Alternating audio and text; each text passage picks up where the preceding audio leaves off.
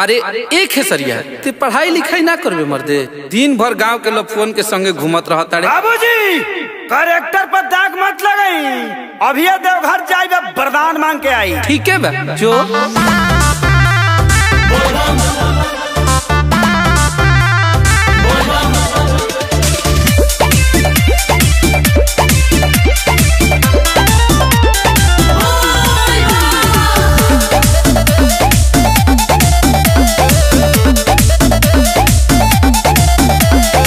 भंगिया धतूर ली हाई चिखली, अपना सेवा कवा के बाबा जी को भीख दी। बाबा मजबूरी बुझना तो बाप बड़ा मारी। भंगिया धतूर ली हाई चिखली, अपना सेवा कवा के बाबा जी को भीख दी।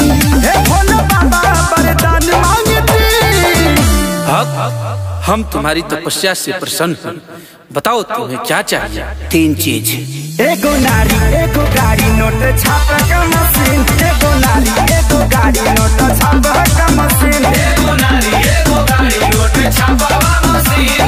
ओम नमः पार्वती पते हे गौरा मैया तोहर पदतनि पैया, हमहु बर मांगतनि दिन। हम तुम्हारी तपस्या से प्रसन्न हुए बालिके, बताओ तुम्हें क्या चाहिए। सोनर घर एगो घर एगो वाशिंग मशीन। सोनर घर एगो घर एगो वाशिंग मशीन। बालिके ये वाशिंग मशीन क्या होता है। माते ई आधुनिक युग के कपड़ा धोए वाला मशीन है। सोनर घर एगो घर एगो वाशिंग मशीन। सोनर घर एगो घर एगो वाशिंग मशीन। बाबा सब तो दे देनी, अभी सोचा नहीं मलबा कहीं खपा दी। इतना कुछ मिलने के बाद क्या क्या करोगे भा। सुनी बाबा, ले पे जात बानी हम तो महल होया करिया ये बाबा। चढ़े खातिर की नबिया बकी हर चूला रगड़िया ये बाबा। देनी लौटाई हम दुखवा के दी।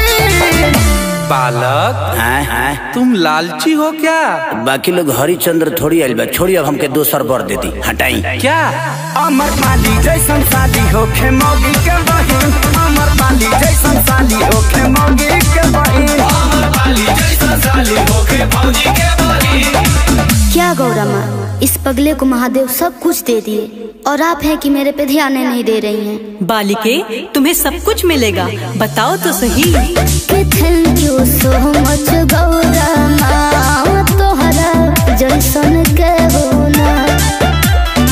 सच कहता नहीं तोहर गजबे बसी। माते बोलो। एक लड़के से बहुत प्यार करती हूँ, अगर आज्ञा हो तो वही मांग लूं।